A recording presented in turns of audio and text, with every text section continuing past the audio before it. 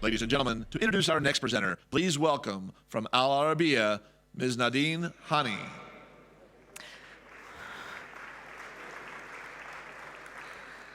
Ladies and gentlemen, good morning. Sabah al-khair. Last year, here at the FII, His Royal Highness unveiled the $500 billion futuristic project, NEOM. That was followed by the announcements of the Red Sea project and Qiddiya.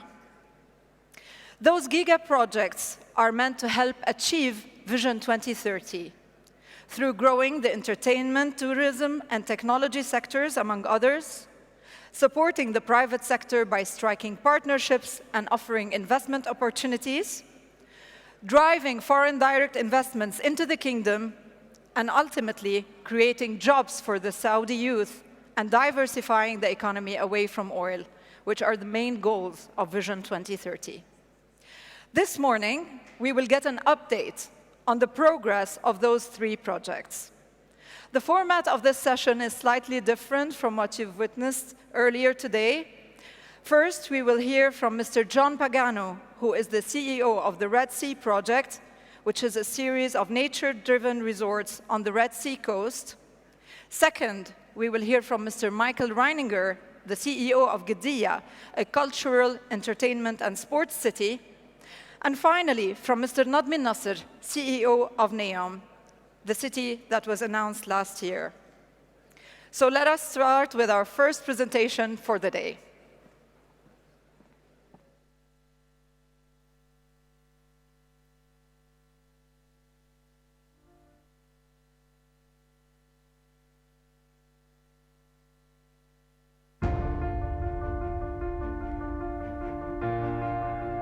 Pristine, breathtaking, diverse, unspoilt. Discover this exotic and awe-inspiring land with a fabled past, formed over millions of years, where you can explore a vast archipelago of white sandy islands, vibrant blue seas, thriving coral reefs, ancient volcanoes, desert oases, mountains, and spectacular archaeological sites. Authentic beauty at its very best, stretching 28,000 square kilometers along Saudi Arabia's western coast. This is the Red Sea Project. Come with us on an exploration of these magnificent and remarkable environments and experience the warm welcome and renowned hospitality of the Saudi people. A place shaped and inspired by the ancient trading routes between Asia, Africa, and Europe. This is a place that lights the senses and steals the breath of all fortunate enough to experience it, with an ecosystem of extraordinary diversity where life flourishes above and below the sea. The Red Sea Project will offer a world of unique and innovative experiences, thousands of years in the making. Join us on this journey to create a breakthrough international tourism destination. A place where luxury is being redefined, where sustainability and conservation are the cornerstone, where technology enables us to safeguard the environment and provide new and enhanced personalized guest experiences, where we are committed to protecting this spectacular place and leaving it even better than we found it. This is a place where wonders will rise from the sands and dramatic landscapes will come together to take your breath away. Immerse yourself in the splendor of this unique paradise and discover a constellation of experiences unlike anywhere else on Earth. The Red Sea Project. Experience the wonder. Ladies and gentlemen, please welcome to the stage CEO of the Red Sea Development Company, Mr. John Pagano.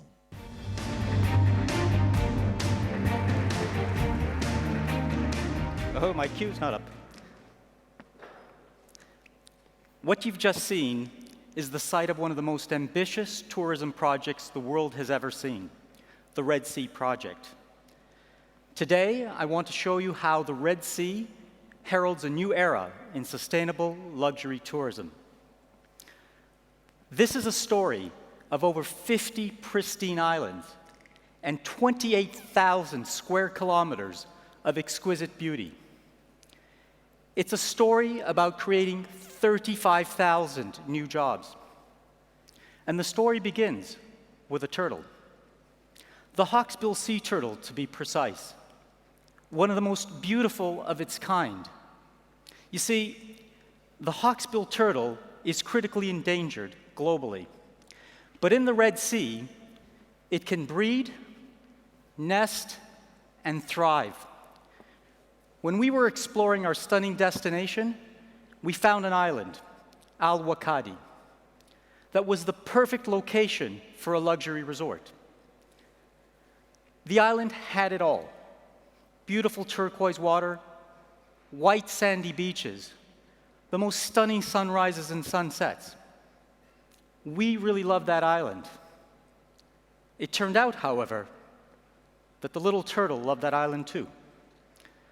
During our environmental baseline surveys, which we conducted over the last year, we realized that by developing the island, we would disturb one of the hawksbill turtle's favorite nesting areas in the whole of the Red Sea. In my 35-year experience in real estate development, I have never encountered a problem so unusual, and yet actually so very simple. But there was really no question. The turtle was here long before we arrived. So we went straight back to the drawing board, and we started again. That principle informs everything we do at the Red Sea. Be uncompromising. Uncompromising in preserving the unique constellation of experiences, natural, historic, and cultural, that make our destination so exceptional. Not just the thriving marine environments, but also the stunning desert landscapes, the breathtaking mountains and canyons, and the mysterious artifacts of this ancient civilization. Uncompromising in creating a destination that, beyond simply preserving the natural and cultural environment, actually seeks to enhance it. Uncompromising in our desire to be a force for good. Being uncompromising is our attitude to luxury tourism too. Uncompromising in the experiences we offer our visitors, from diving through pristine coral reefs, to exploring prehistoric volcanoes, to tracing the ancient trade routes of the old Silk Road. Uncompromising in creating unique experiences and welcoming the world to explore Saudi Arabia's cultural treasures.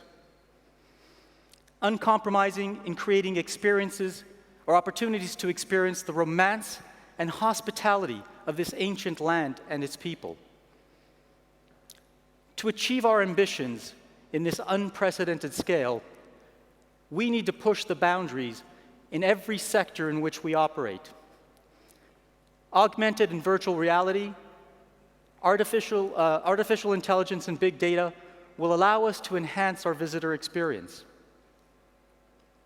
Clean, renewable energy and smart waste technologies will protect our environments. Where no solution currently exists, we will seek to create them. We're not just preserving, we're enhancing.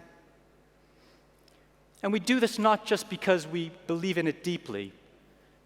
We're uncompromising because we know our customers are going to be uncompromising too. The global tourism industry is huge. 10% of global GDP and 1 in 10 jobs worldwide are provided through tourism. We're focusing on the luxury travel segment because it has expanded at twice the rate of the overall tourism market over the last decade. And luxury travelers spend 6 times more and take twice as many trips than regular travelers. But luxury travelers are extremely demanding. They've ticked off most of the traditional bucket list destinations. And those bucket list destinations, which were once so aspirational, are today more accessible to more people than ever before.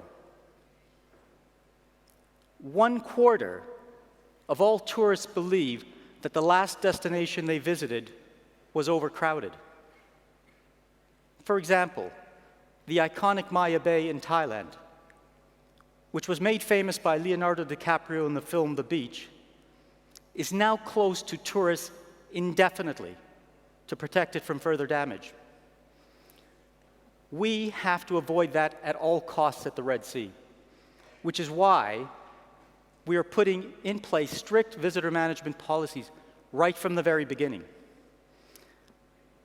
Modern luxury tourists desire exploration, not exploitation.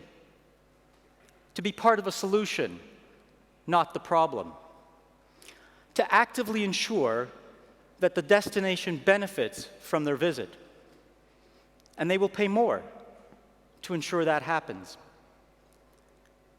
Luxury and sustainability today are now inextricably linked. The Red Sea project is their most ambitious meeting point.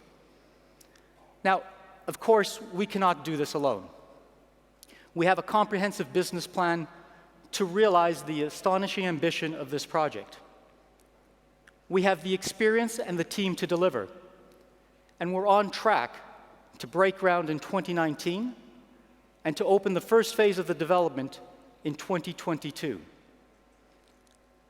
The Public Investment Fund of Saudi Arabia is providing the initial capital and infrastructure investment. But to deliver our uncompromising vision of luxury and sustainable tourism, we're hoping to partner with the very best in the world. The best real estate investors, development partners, hotel operators, and infrastructure providers who will help us to deliver the unprecedented vision of the Red Sea project. But more importantly, we seek partners who share our values, our uncompromising sense of responsibility to the natural and cultural environments in which we operate, our commitment to set new standards for sustainable development, and our commitment to delivering truly exceptional experiences. Today, I invite you to join us in this endeavor. This investment will meet the uncompromising expectations of the modern luxury traveler. But more than that, it's an investment for generations to come. The Red Sea project is the custodian of a uniquely diverse and precious site, a site we have to preserve, protect, and enhance. And not only for our visitors, but also for our friend, the hawksbill sea turtle.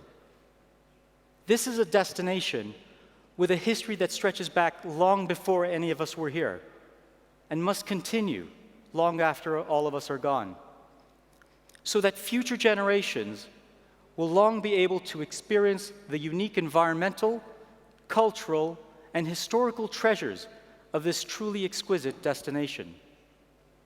I hope that many of you will join us on our journey. Thank you.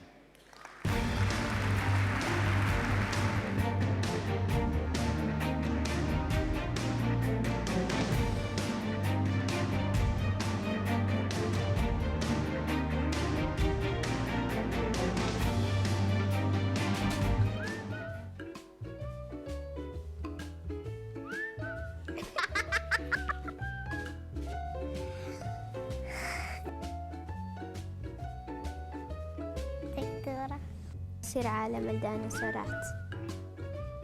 معلمة. مدير شركة. أنا أصير لاعب كورة. معلمة فن. مهندس.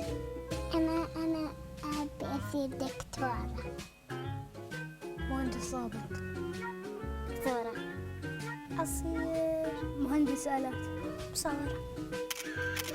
أكثر شيء أحب أرسم القلوب.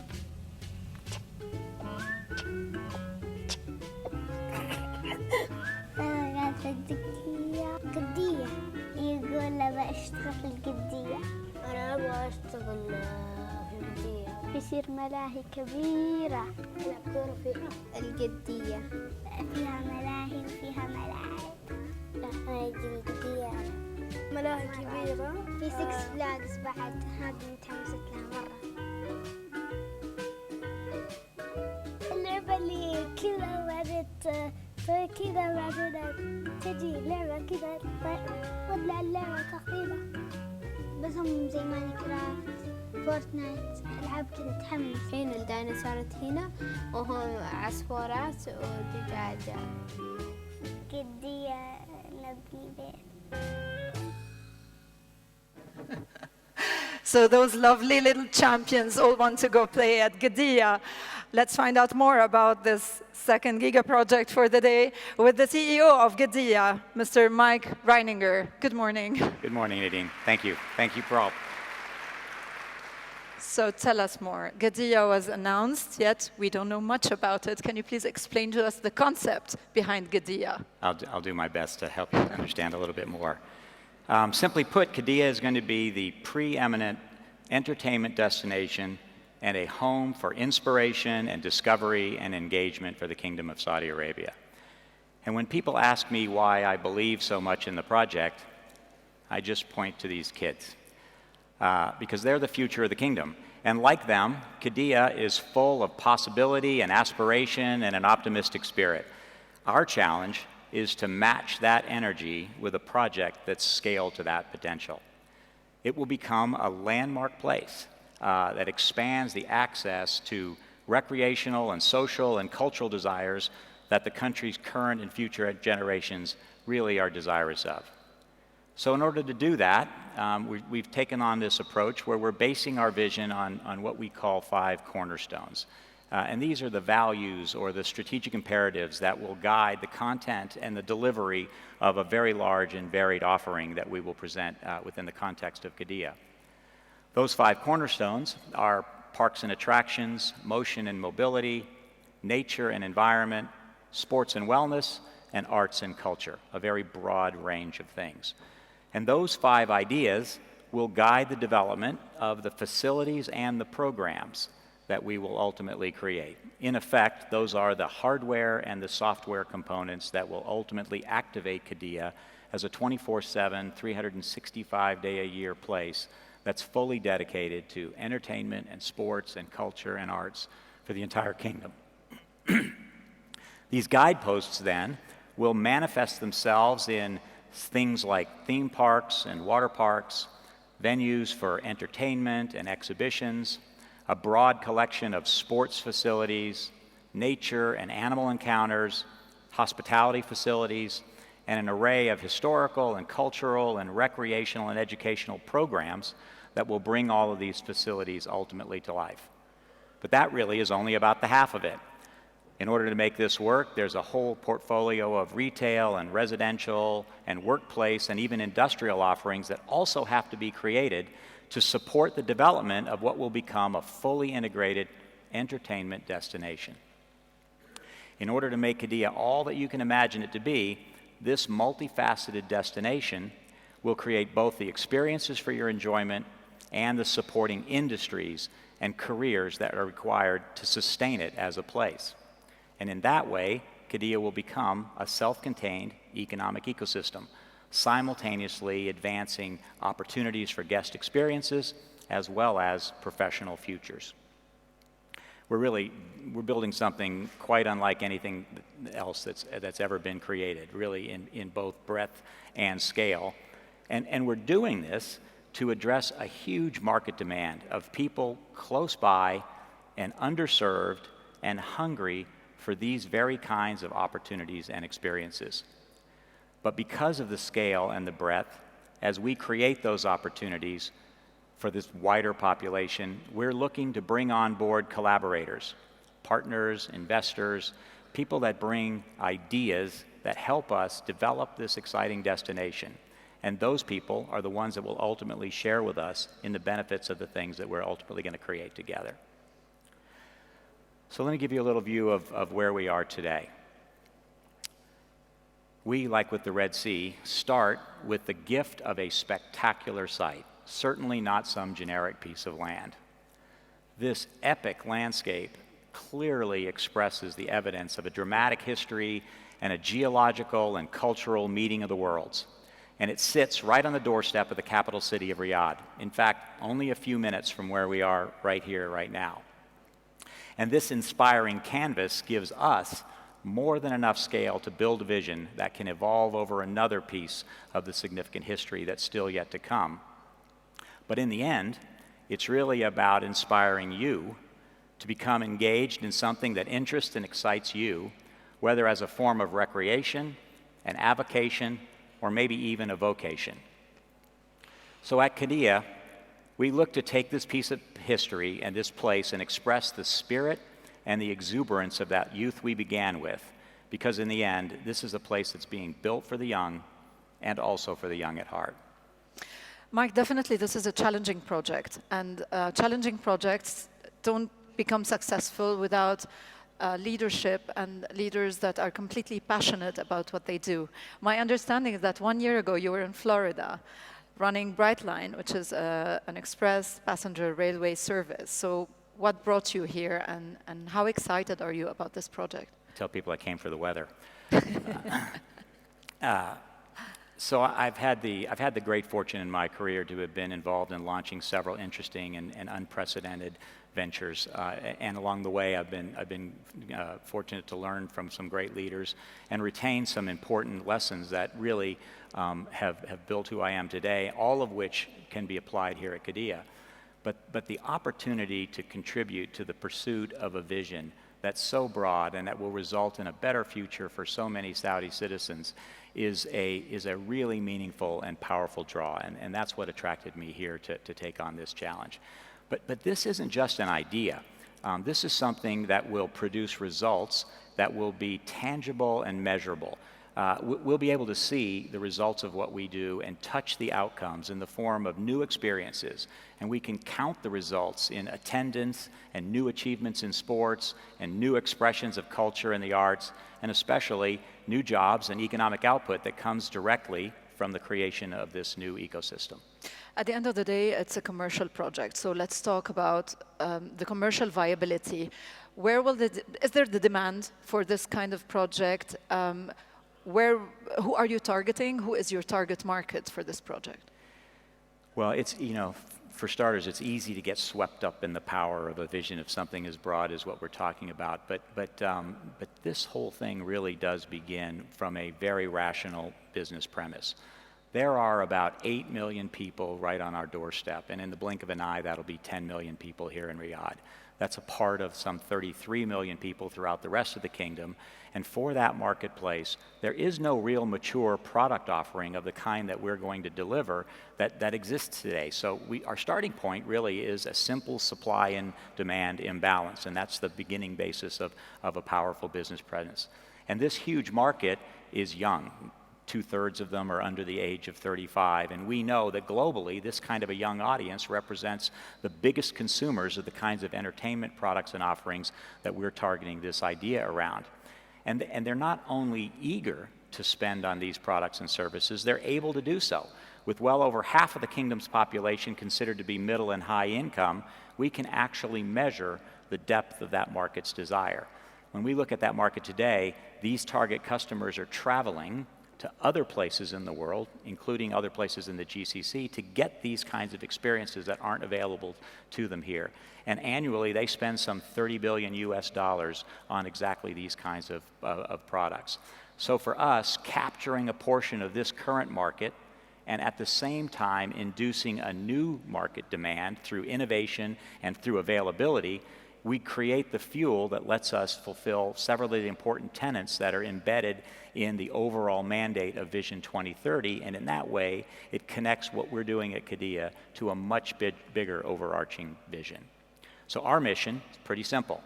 Offer a better alternative right here in our customer's backyard, and by doing so, we're not only making what they want easier to get, we're capturing the economic power of this reality and diversifying and expanding the local economy. Everything about Qiddiya is focused on the future. New opportunities, new professional sectors, new economies. When we talk about Gigaprojects, we're talking about scale. I mean, it's a huge project. I'm not sure if it was mentioned in the video. This is a 334 square kilometers plot of land. So where do you start, first of all? What are the priorities? And when do you start with the excavation, let's say? It's true that when you first put foot on a plot of land that's this big, it's half the size of Singapore, for instance, it can be a little daunting. So the important question is, where do you begin? But one of the lessons that I've learned that we spoke of a little earlier is that you can't be overwhelmed by opportunity. Breaking inertia, putting one foot in front of the other and continually building and iterating from a solid start is the most important thing to focus on in pursuit of these kinds of visions. In fact, in April, we did just that. We produced our first event, which was our groundbreaking ceremony, and we knew that when we did that, we would set the bar of expectation about what Qiddiya would ultimately become. And we approached that challenge, as we are all of the challenges in our project, by gathering some of the best talent in the world, combining it with the best local resources we could find, and committing ourselves to a spectacular result. So we did things like we commissioned a 45-minute original score from a leading Hollywood composer, William Ross. We recorded the soundtrack at Abbey Road Studios in London with the entire London Philharmonic Orchestra. We invited the Prague Philharmonic Orchestra to perform it live here in Qiddiya. We had a cast and crew of over 400 people put on a live event from a spectacular live theater that we purpose-built on the site for this event in a compressed 100-day window. We sent that out to an audience around the world via live television broadcast, and ultimately in the presence of His Majesty, King Salman, who honored us with his presence. At the crescendo moment of that show, the ceremony, we lit up the sky with a laser and pyrotechnic show, sort of the likes of which hadn't been seen around here in a long, long time. And so for those of you that couldn't join us in our first event, let me give you a little glimpse of what that was like.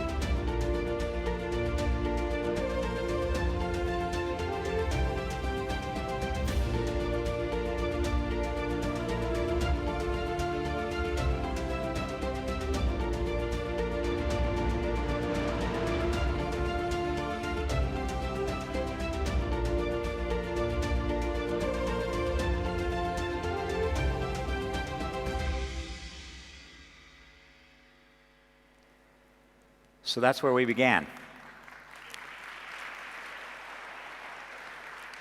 It was both a statement of expectation and a tremendous learning experience for our entire team. It was our first step. And we've measured every step that we've taken since then as we pursue this development against that high bar that we began with. Mike, you announced in April the first partnership with Six Flags. I read an article yesterday that given the circumstances in the past 2 weeks, that they are still going ahead with you with this project. Can you please confirm that? And what's next for Qiddiya in terms of partnerships? Absolutely. Six Flags is definitively proceeding ahead with us. They were the first of a long line of partnerships that we will produce as we bring Qiddiya to life. It was the first. There will be many more. And that's part of the reason that we're here today, to share the unique opportunity that this project presents for those who want to partner with us from the ground up, who want to take advantage of the first mover opportunity that we represent. In the very near future, the Qiddiya Investment Company, our holding company, will create a visitor experience center, which is a high-tech interactive exhibition area that we're building on the site. It's going to be powered by the latest visual and experiential technology. And that center will give visitors a glimpse of what they can expect to see at Qiddiya on opening day and really beyond. In that facility, we'll host everybody from international investors and official delegations to even school children from around the kingdom, all with the simple goal of building the Qiddiya community long before our gates officially open at the end of 2022. So this growing community of what we like to call Qiddiyans will be able to live and breathe the opportunities that Qiddiya presents to all of us. Mike, our time is over, but I don't want to let you go before asking you something which is of interest to all the people and the investors and the companies who are attending this conference. If they want, what are the opportunities for them? And if they want to work with you, how do they get in touch? How does it work? Qiddiya is open for business, for sure. And we're built to enhance the kingdom's competitiveness and attract international and local participation on a financial scale in everything that we're doing. So I think we're pretty easy to get in touch with from our website, or there are plenty of people here that would be happy to give you our contact information. And so we really want to reach out, and we want to connect with people that have great ideas, that have capabilities that can help us enhance this vision and make this thing a reality. It's a giant portfolio that requires the lift of others besides just ourselves to make it come to fruition. And finally, there's always skepticism when you talk about entertainment and tourism in Saudi, because people do not perceive that the lifestyle is attractive to foreigners. So how do you answer to that? I go back to the first images that we put on the screen. You think about the naivete and the spirit of those young people. Those young people are in the millions here in the kingdom, and they're desiring a better, more comfortable life, and they're looking for exactly the kinds of things that we're going to be offering. And by the way, that'll make their lives more full. And as we learned yesterday in one of the panels, the more full your life is, the longer your life is, and that's something we all want to help. We wish you the best of luck, and thank you very much for this conversation. Mr. Michael Reininger, the CEO of Qiddiya.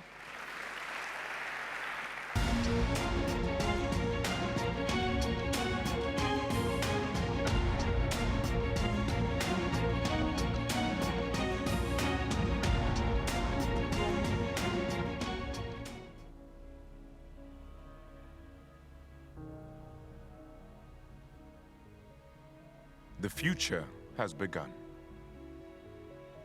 Turning a blueprint into reality has begun. In just 1 year, we have screened and analyzed 1,600 cities to determine a world-class international governance framework. We've grown from a founding board's initial vision to an organization of over 300 visionaries and counting. We've assembled a global advisory board of leading industries from around the world. 16 economic sectors have already been defined, with sector heads appointed. To aid with planning and research, 26,500 square kilometers of NEOM's diverse terrain has been meticulously surveyed and mapped to create a digital twin. Plans are already in action for 19 cities and towns, complete with NEOM Bay and an environmental holiday destination. And with NEOM's first airport completed, flights are already scheduled for the end of 2018. NEOM is set to be a place like no other. A place where together we can unleash our imaginations, rewrite the rulebook, and create something truly extraordinary. The work has begun. The dream has begun. The future has begun. NEOM. Ladies and gentlemen, please welcome to the stage CEO of NEOM, Mr. Nadmi Al Nasser.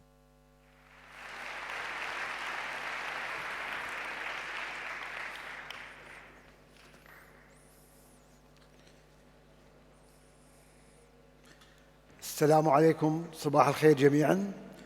Good morning. So what's NEOM? NEOM is the land of the future, where the greatest minds, best talents are empowered to embody pioneering ideas exceeding boundaries in a world inspired by imagination. What a vision. I tend to even want to read it again and again because it really speaks a lot about what this dream is all about. So why NEOM? And what are the key objectives of NEOM? One is to reduce leakage in the kingdom economy. Two is to be the home of new economies and global businesses. And also to attract the brightest talents by offering the most attractive living environment on the globe.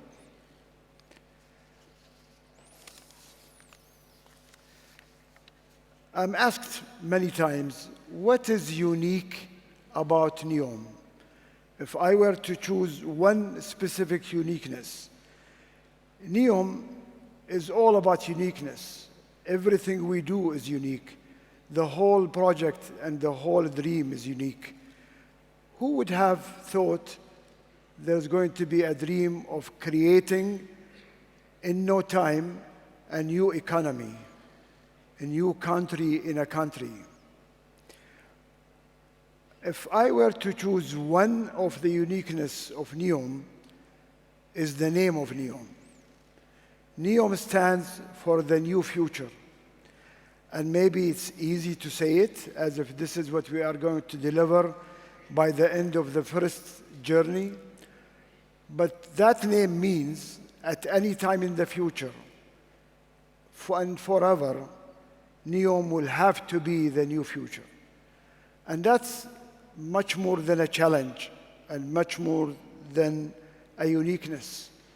It's a responsibility for the leaders of NEOM today and tomorrow and for many decades to come to make sure NEOM stands are what the new future is going to look like. So what does it take to translate this dream to reality? I would name 3 foundation requirements. Political commitment by the leader of the Kingdom of Saudi Arabia, and that is very clear, shown as we are sailing through the journey of NEOM. We get the support of the government, we get the support of our chairman of the board, His Royal Highness Prince Mohammed bin Salman, who is putting his time, his commitment, his attention, and his advice. Funding commitment. This is not a small project. You've heard the number $500 billion projects. I don't recall a project ever in history with a number like $500 billion. And that is the proof that what we are going to do there is creating a new country in a country, a new economy that is going to support the main economy of Saudi Arabia. And third, the governance. We get to build, we need to work on the right and the best governance that will put NEOM on the right track. For all these reasons, as a citizen of Saudi Arabia, as a citizen of the globe, I'm personally so honored and touched by being part of the NEOM team. 1 year ago, in this place, His Royal Highness announced the creation of NEOM, or basically announced the kickoff of the journey of NEOM. Many people, most of you maybe, are saying, what has happened since last year? Actually, what was happening over the last 12 months?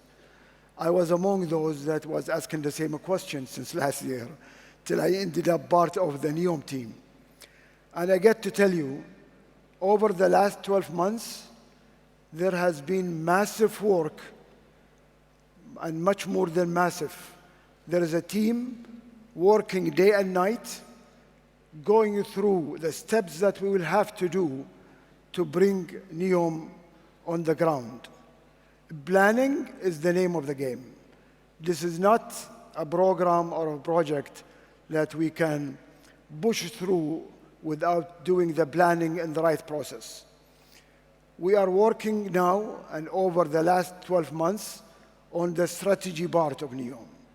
And the strategy in NEOM is phase 1 and phase 2.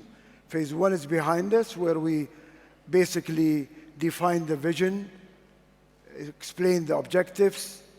And now in phase 2, we're going and defining all the economic sectors of NEOM, all the living standards, all the standard living style and community.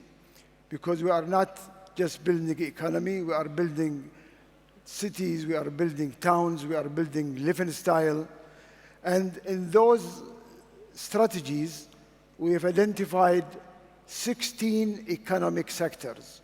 You can think of these sectors almost like a ministry, a business that is focused on creating economy and serving the economy.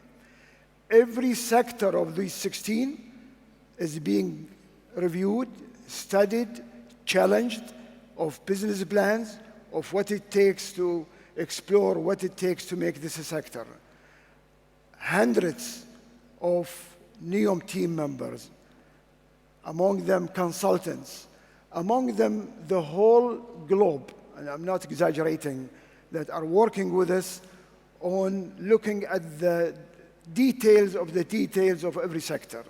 The end of this phase, which is around May, June of next year, we will be able to say which of those are firmed, concluded, and approved.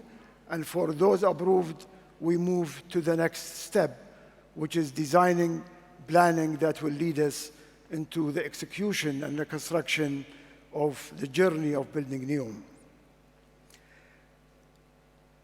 So let me give you maybe a very small example on what I mean by sector. So tourism is a sector that's actually a leading one. The idea, the work we are doing today is exploring what is the capacity and what is the potential of tourism in NEOM area. I have to tell you again, as a Saudi citizen, I have not been there before, but when I made it to NEOM, spending days and nights there to figure out and to find out, NEOM is one of the richest historical region in the kingdom and in the whole region. It's the meeting points of thousands of history of this region. There is more than this in tourism. There is the beauty of the Red Sea. There is the attraction of tourism. This sector is going to be developed to a point where it will become, hopefully, a company. That company might be spun off.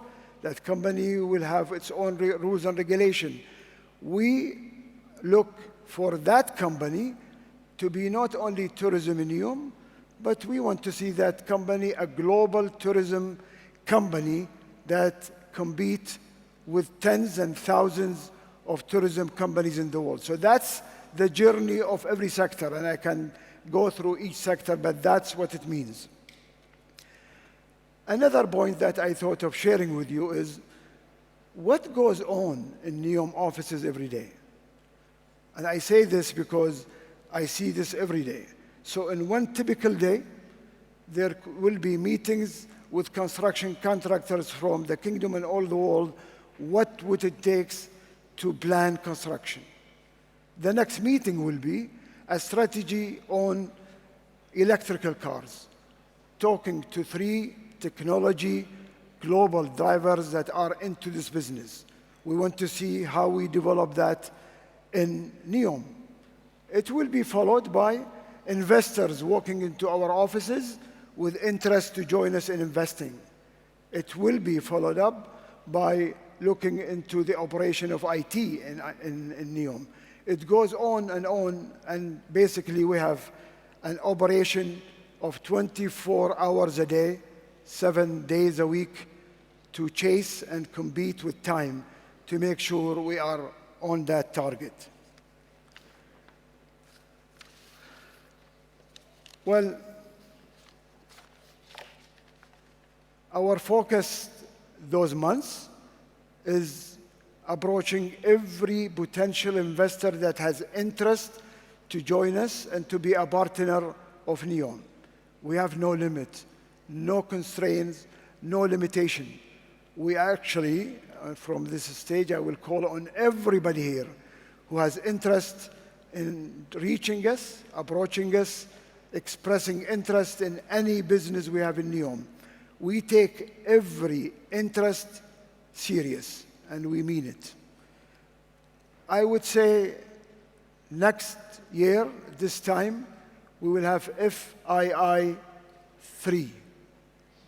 I would like to say we will have remarks, we will have a presentation, we will have an update on NEOM.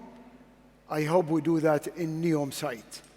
I'm pretty sure we will have what it takes to have audience, people attending, conferences to do.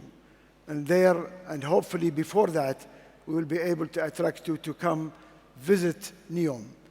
I'm inviting anyone and everyone that's interested to register on that interest, and we want to show the world NEOM before NEOM is a reality. Thank you.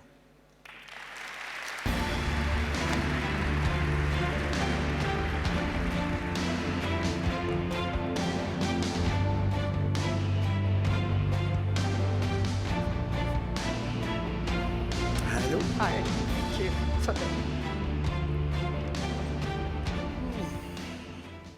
Thank you for updating us on the progress of NEOM. I think you closed by saying that there's an opportunity for the private sector to be part of this project. I would like you to elaborate a little bit more on those opportunities. What are the opportunities available for the private sector, and how do you start about that? Thank you. I mentioned in my remarks the commitment of funds by the government, and I mentioned the number of $500 billion. We think it will cost that much around it. But really, our hope and vision is to attract those that want to join the journey of NEOM. Opportunities, honestly, no limit. I can start from technology-driven opportunities, which I mentioned. We're talking to the globe on all of these. We want them to come and be partner in the technology development and partner in funding and investment on those. On the other side, we're also building towns and cities and small towns. As I said, we're building a country. I would love, actually, on that side, that we get the private investors do it all. Not because we want them to put the money, but I believe it's business that will proven to be worthy investment, and all these investors that are interested, as they meet with us, will show them that this is going to be a win-win proposition. This city was, or the project was unveiled 1 year ago, and there was a lot of focus and emphasis on how futuristic it will be, on robotics, the use of Internet of Things. So since that time until today, what are the main challenges that you faced? And is this original concept still in place of interconnectivity, smart city, and who's helping make this possible? First, it is, for sure, it's still there. Actually, it's deeper, because we learned a lot the last 12 months. We envisioned what we learned from strategy phase 1, but for us to get up to speed, actually to be prepared before we go and meet these goros, that we speak the same language, and we went on all these visits. We learned a lot. We learned enough that made us more firm that this is what's going to be. That's what NEOM is going to be. Challenges are a lot. I mean, as I said, I mean, the very special uniqueness of NEOM forever is we always are to be ahead of the game in technology. And it is easy said and not easy done. And I think we are exciting the technology gurus and drivers in the world of how we can do it as a globe and not only as NEOM. And they love the NEOM vision because they say that's the place where we can challenge ourselves and come up with the greatest ideas that NEOM can lead. Mr. Nasser, of course, we witnessed in the past 2 weeks a lot of negative news flow and some challenges that might face you in terms of partnerships, because His Royal Highness emphasized that NEOM is built on partnerships and partnerships with the private sector. Have you seen any reluctance from international companies, and do you think that there will be a challenge in that sense in striking partnerships going forward to make NEOM possible? Well, if I can tell you what I've been doing the last 2 days, we were meetings, tons of meetings behind closed rooms here with all the partners we've been talking to for the last 2 years. And the emphasis of all these meetings is commitment and let's go. Let's move on. And that goes the same globally. I mean, the business we are in has not been impacted. We feel the commitment. Look, I mean, NEOM is beyond any of this. NEOM is a future look of the whole world. The whole world, the wise people of the world, see this as an opportunity for the whole world to put this vision into reality. None of these is going to impact what's going on. And I'm so proud of our partners. We're going to be very excited to watch how this will be turned into reality. I want to thank you for being with us and for explaining a bit more on the progress of NEOM. And I also want to thank Mr. Michael Reininger of Qiddiya and Mr. John Pagano of the Red Sea Project. And I hope that all of you have a better understanding of these gigaprojects. All the best. Thank you very much. Thank you. Thank you. I think I